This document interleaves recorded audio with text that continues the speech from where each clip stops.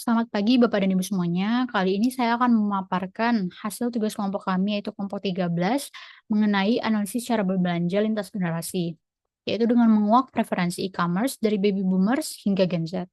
Sebelum masuk ke pemaparan lebih lanjut, izinkan saya memperkenalkan diri. Nama saya Juta Putri Megawati Umban Tobing, mahasiswa PJJ S1 Manajemen Universitas Siber Asia. Nah, yang melatar belakangi analisis kami adalah realitas kesenjangan digital atau the digital divide. Nah, pasar mengalami transformasi masif dari konvensional ke platform digital. Namun, apakah semua orang siap bermigrasi? Karena pergeseran gaya hidup ini ke arah e-commerce menciptakan efisiensi bagi sebagian orang. Namun, bagi sebagian orang lagi, itu menjadi hambatan karena mereka memiliki keterbatasan literasi teknologi.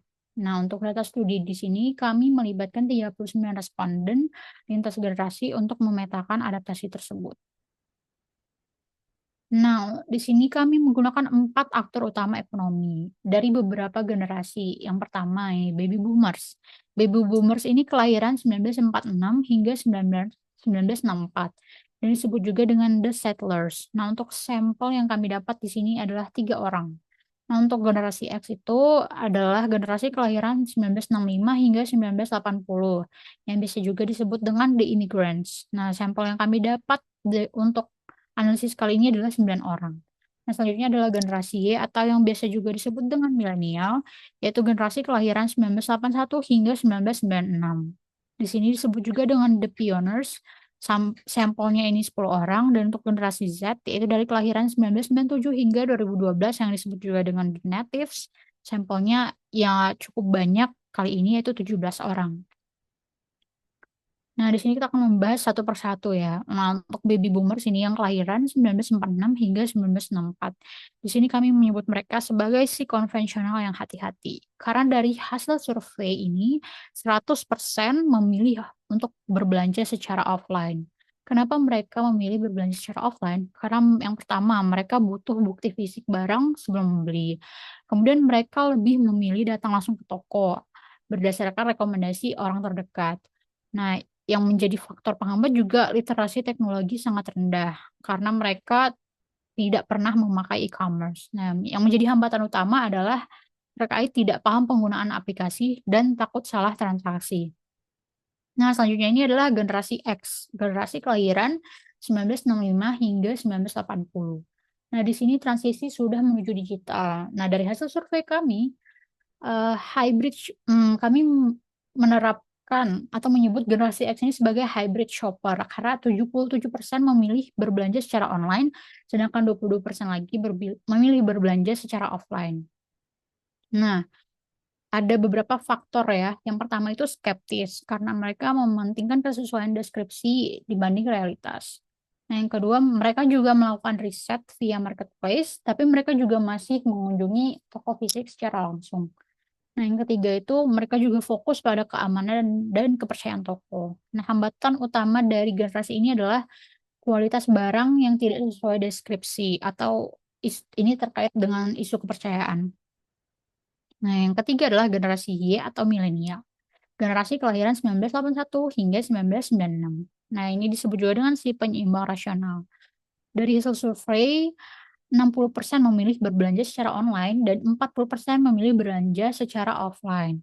Nah, untuk keputusan mereka ini berbasis dengan riset karena mereka ini melihat ulasan dan reputasi toko. Kemudian dalam mencari produk, mereka juga mengkomunikasikan marketplace, kemudian media sosial dan search engine. Nah, generasi ini juga disebut sebagai smart shopper karena mereka juga mencari keseimbangan, yaitu di mana ada harga juga ada kualitas. Untuk hambatannya, terkait ongkir mahal dan bahan yang tidak sesuai ekspektasi. Nah, terakhir ini untuk generasi Z, yaitu tahun 1997 hingga 2012. Disebut juga dengan digital native yang impulsif. Nah, dari hasil survei kami, 82% memilih online. Ada yang beberapa hal yang melatar belakangi. Yang pertama, generasi Z ini sudah hidup di era serba instan. Intensitas akses terhadap media sosial tuh hampir setiap hari. Kemudian mereka juga lebih dipengaruhi visual dan social proof atau rating produk, Terus generasi Z ini juga pemburu promo dan harga murah. Nah, untuk hambatan utama dari generasi Z ini adalah terkait pengiriman lama dan aplikasi error, karena generasi Z lebih menuntut kepada kecepatan. Nah, dari hasil survei kami membentuk diagram seperti ini, bisa dilihat terkait pertarungan kanal online versus offline. Nah, untuk baby boomers 100% offline dan 0% online. Generasi X 22%, 22,20% offline, 77,78% online. Nah, generasi Y 40% offline, 60% online, dan generasi Z 17,65% offline, 82,35% online. Nah, insight yang didapat di sini adalah usia merupakan determinan utama, karena semakin muda, semakin tinggi dependensi terhadap e-commerce. Nah, apa yang mendorong mereka membeli? Nah, di sini kita bisa lihat untuk generasi Z, mereka mengutamakan harga dan promo. Itu mencari deal terbaik dan rating yang tinggi. Kemudian untuk generasi Y, ulasan dan reputasi. Mereka mencari value dan validasi sosial. Nah, untuk baby boomers, mereka lebih mengutamakan lokasi dan akses fisik, yaitu mencari dan jarak. Dan untuk generasi X, mereka mengutamakan kualitas dan kepercayaan. Itu mencari keaslian dan kesesuaian deskripsi. Nah, insight yang didapat dari hasil kali ini yaitu generasi yang berada di atas yaitu Z dan Y itu lebih ke generasi yang impulsif. Sedangkan generasi yang di bawah itu yaitu generasi X dan baby boomers mereka lebih mengutamakan kehati-hatian.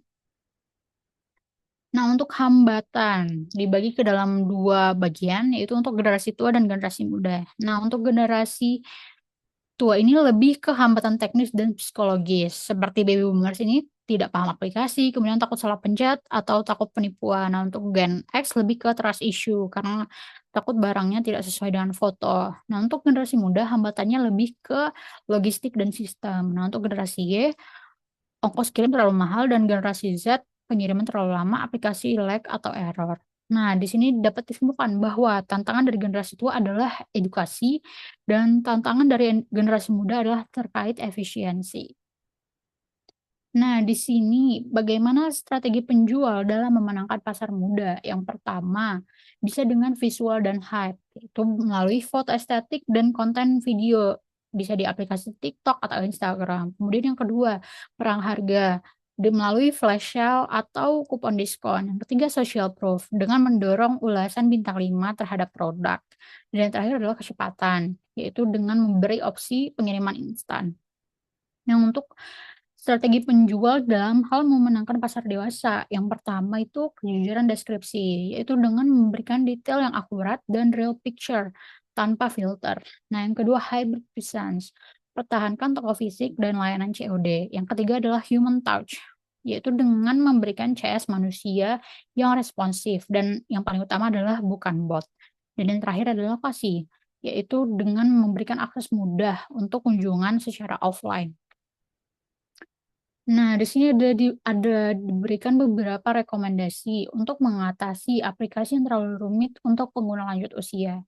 Nah, seperti yang kita lihat di sini ada perbandingan dari kondisi saat ini dan yang akan direkomendasikan. Bisa dilihat bahwa di kondisi saat ini tuh interface-nya masih terlihat sangat ramai bagi pengguna lanjut usia seperti tombolnya masih banyak, terus banyak iklan dan menunya masih kompleks, terus step untuk checkout juga masih panjang. Nah, di interface yang direkomendasikan yaitu lebih simpel gitu, seperti tombolnya yang lebih besar, kemudian tipografinya lebih lebar, lalu minimal visual noise, kemudian label clear gitu.